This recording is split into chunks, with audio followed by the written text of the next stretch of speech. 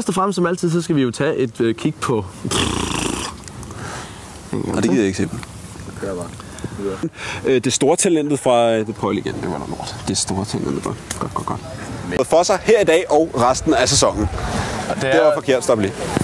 I MX1-klassen her i Randers, fordi det var altså en helt fantastisk dag. Jeg tager lige igen. Det var noget æv. Er den nykårede danske mester i MX2-klassen. Jeg var egentlig over at fortjent kunne tage et Danmarks mesterskab i mig. Nu stopper det kraftedeme. Og så... Jeg kan fandme ikke huske det. Og vi skal selvfølgelig lige se, hvordan at... Fuck. Ja. Nej.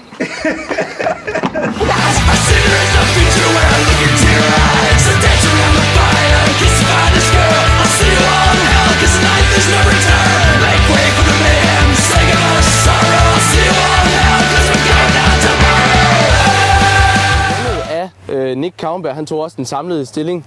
Hollændingeren en gang til. Ikke mere. Det var alt, hvad vi havde til her i dag. For helvede, mand.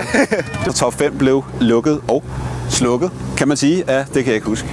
Hed Ricky Renner, han kommer altså fra USA og kørte altså for EasyMX.com. Den tager vi lige igen, jeg sagde også rigtig mange gange. Jeg fik det der med også. Jamen, det er perfekt. Det smider du bare med i jeg har et fraklip, altså du kan grine af det. Jeg har mange præcis. Okay. Også mig selv. Og så har vi